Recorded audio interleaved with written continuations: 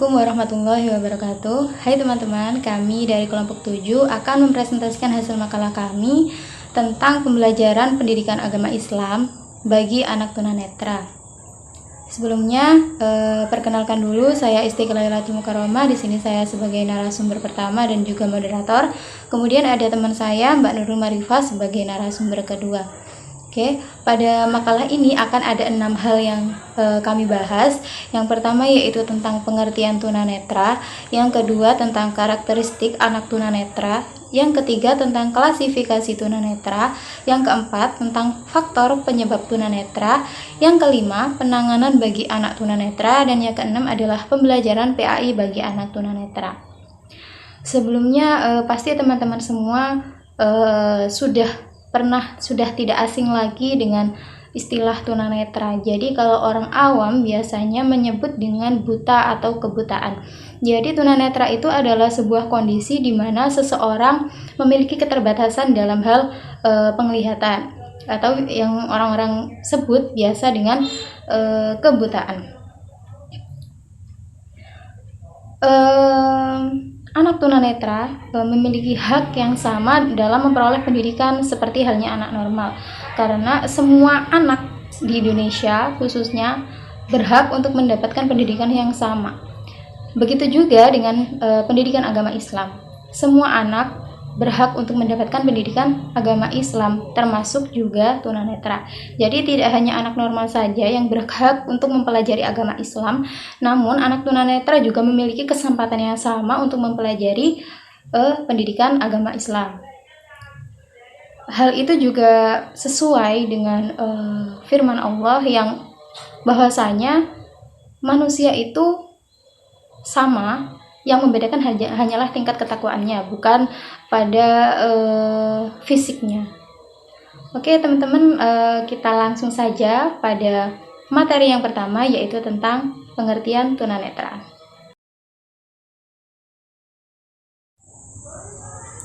Baik, materi yang pertama yaitu tentang pengertian tunanetra. Jadi kita di sini akan membahas pengertian tunanetra dari dua segi, yaitu yang pertama dari segi bahasa dan juga dari segi istilah. Yang pertama dari segi bahasa, yaitu tunanetra berasal dari kata tuna yang berarti rusak dan netra yang berarti mata. Jadi tunanetra adalah seseorang yang memiliki kerusakan pada bagian mata, atau disebut juga orang-orang biasanya menyebut dengan kebutaan.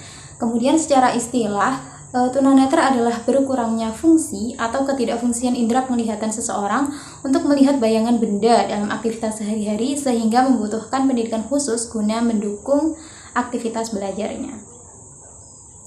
Kemudian para ahli memiliki pengertian tersendiri mengenai tunanetra yang teman-teman bisa baca sendiri nanti pada makalahnya ya. Jadi para ahli memiliki pandangan yang berbeda-beda mengenai tunanetra. Tapi pada intinya tunanetra itu adalah sebuah kondisi di mana seseorang itu memiliki gangguan pada penglihatannya, sehingga ketika mereka harus melakukan aktivitas sehari-hari mereka membutuhkan pendidikan untuk melaksanakan aktivitas sehari-harinya, seperti itu. Oke, lanjut saja pada materi yang kedua, yaitu tentang karakteristik tunanetra.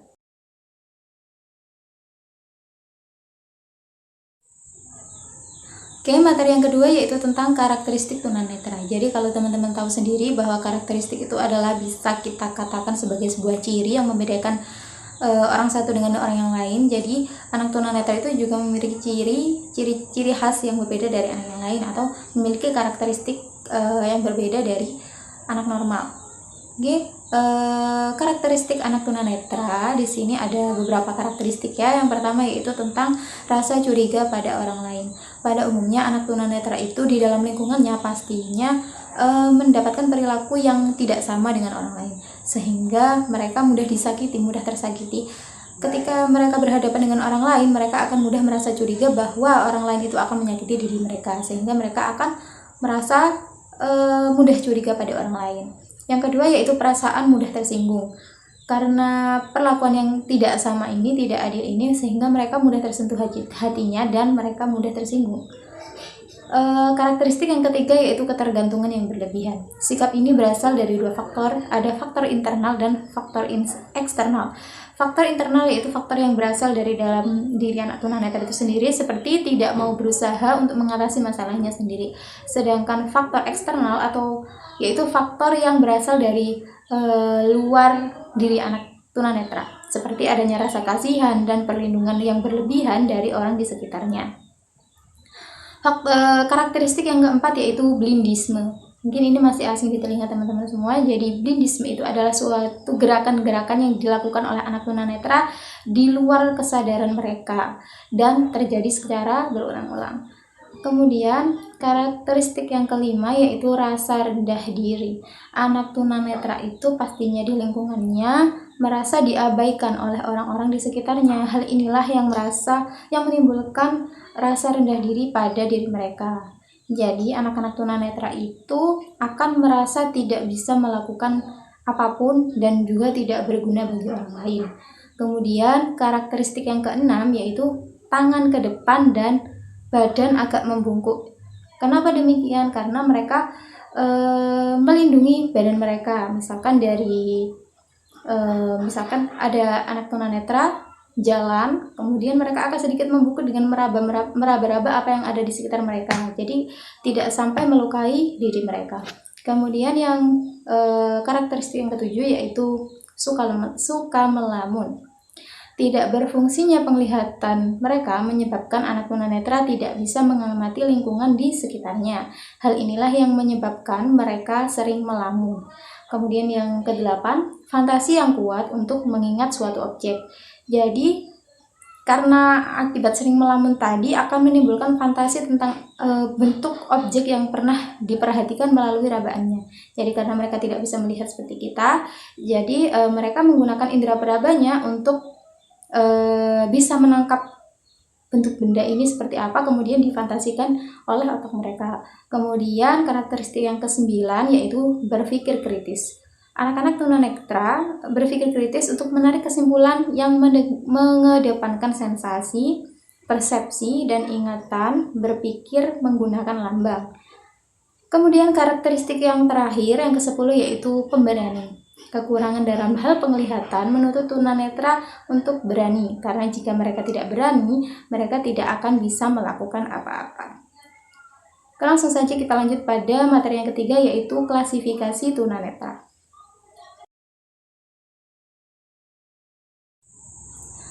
Oke, materi yang ketiga yaitu tentang klasifikasi tunanetra atau pembagian dari tunanetra.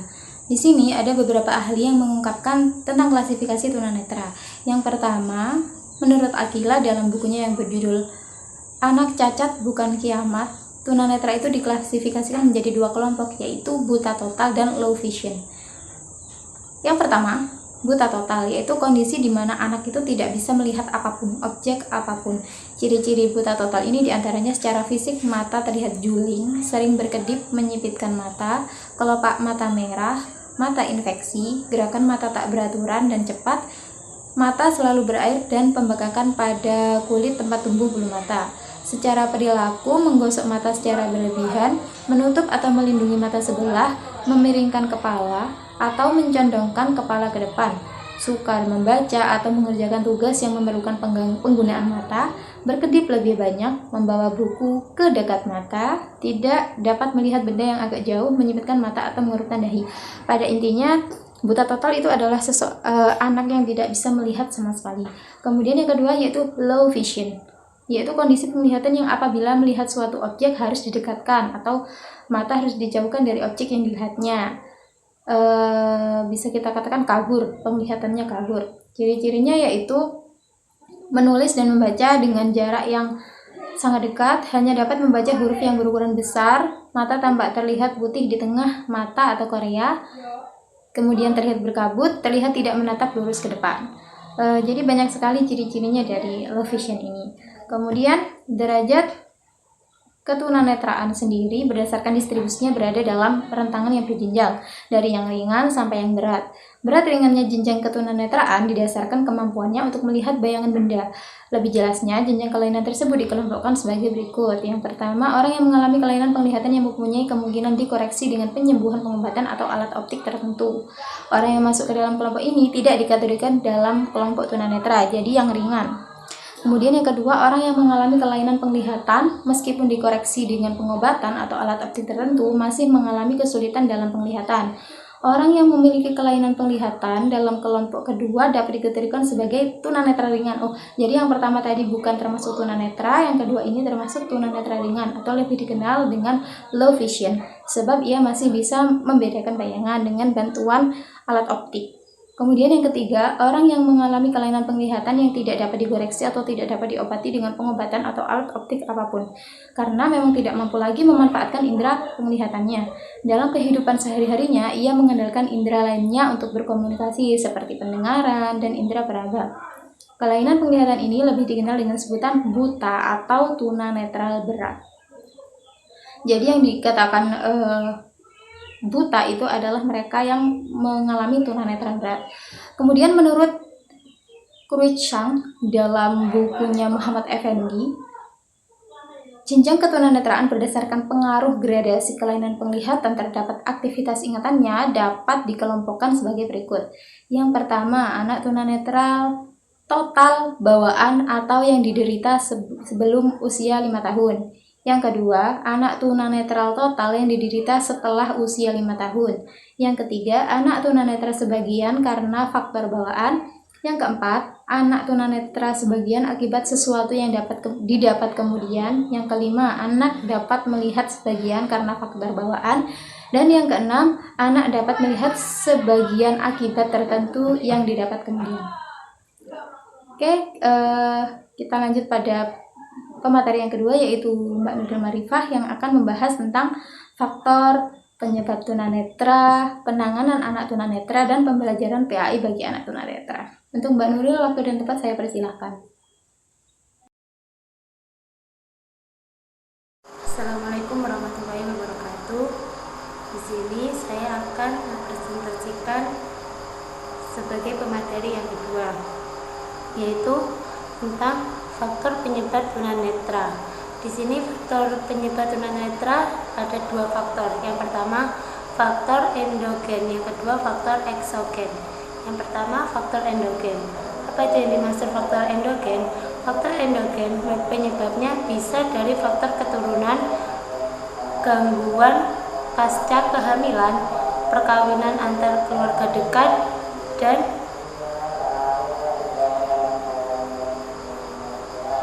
perkawinan antar tunanetra. Yang kedua faktor eksogen. Yang dimaksud faktor eksogen adalah penyebabnya bisa seperti dari virus rubella yang mengakibatkan campak pada tingkat akut yang ditandai dengan panas yang meninggi akibat virus tersebut. Yang selanjutnya adalah penanganan anak tunanetra. Penanganan terhadap anak tunanetra dapat dilakukan dengan cara sebagai berikut, yaitu dapat 4 cara. Cara yang pertama dengan cara terapi bermain. Untuk cara yang kedua dengan cara strategi membaca dan menulis braille. Dan yang ketiga strategi multimodal learning, dan yang terakhir media interaktif. Yang pertama, terapi bermain. Terapi bermain terhadap anak tunanetra biasanya dilakukan dengan bermain pengenalan benda dan warna oleh terapis. Anak disuruh memegang dan meraba benda tersebut. Kemudian mereka diberitahu nama benda tersebut. Kemudian terapis mengambil benda secara acak dan menyuruh anak tunanetra untuk menebak benda tersebut. Yang kedua, strategi membaca dan menulis braille adalah huruf braille merupakan modifikasi huruf yang dirancang untuk bisa digunakan bagi penderita tunanetra. Bentuk huruf tersebut berupa titik-titik yang memiliki pola berbeda setiap hurufnya. Orang tua yang memiliki anak tunanetra hendaknya harus bisa menggunakan huruf tersebut agar mampu memberitahu pendidikan secara mandiri di rumah. Yang ketiga yaitu strategi multimodal learning. Menurut Dresman, multimodal merupakan kombinasi yang dibangun berasaskan dua atau lebih bentuk komunikasi, sehingga pesan menjadi lebih luas dan lebih mudah dipahami. Multimodal learning disebut juga multiple representasi, yang merupakan penggabung penulisan dengan gambar dan penjelasan menggunakan sarana audio. Yang terakhir, media interaktif. Media interaktif yaitu multimedia lingkungan yang menampilkan video dengan bantuan komputer. Bagi anak tunanetra, penayangan video disertai dengan penjelasan audio yang dapat didengar anak tunanetra.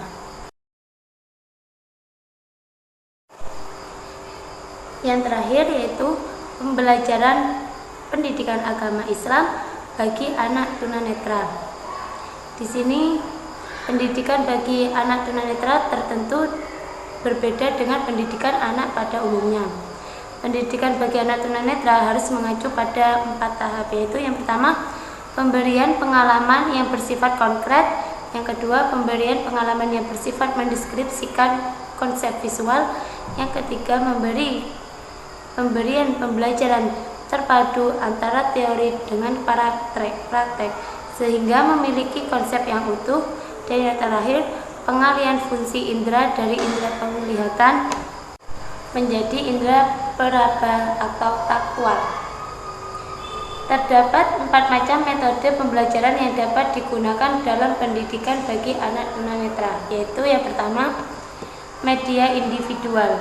Yang kedua, metode individual yang pertama. Yang kedua, metode pengalaman penginderaan. Yang ketiga, metode totalitas. Yang keempat, metode self activity. Metode individual merupakan dalam mendidik anak tunanetra, tenaga pendidik maupun orang tua perlu memperhatikan hal-hal yang berhubungan dengan individu anak.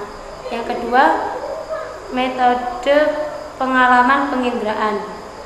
Penginderaan yang dimaksud di sini ialah pengalaman anak akan hal-hal yang ia pelajari.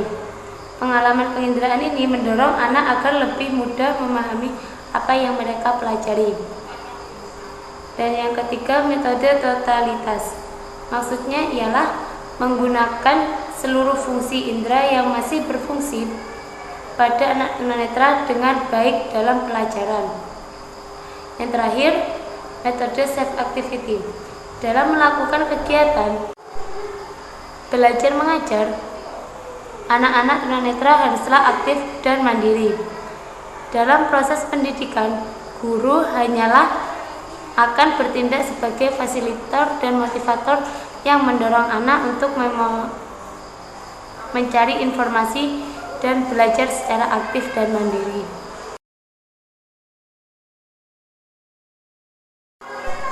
Selain itu, terdapat beberapa alat dan media yang mampu menunjang pembelajaran bagi anak tunanetra, yaitu yang pertama, huruf Braille. Merupakan kumpulan titik-titik timbul yang disusun untuk menggantikan huruf biasa. Yang kedua, kamera touchscreen. Kamera ini mempunyai layar Braille fleksibel yang menampilkan gambar 3 dimensi dengan gambar timbul pada bagian permukaan. Yang ketiga, Braille stylus. Merupakan alat untuk menulis Braille khusus yang dapat digunakan oleh anak-anak tunanetra. Alat tulis khusus ini digunakan untuk membuat tulisan dalam berupa Braille. Braille sendiri biasanya dilengkapi dengan stylus atau pen. Yang keempat, optakon merupakan istilah dari optical to digital converter. Optacore ini merupakan alat yang memungkinkan pembaca tunanetra untuk membaca tulisan lawas. Yang kelima, papan hitung dan sempoa. Anak tunanetra juga tentunya dapat menggunakan bantuan alat hitung melalui papan hitung dan sempoa.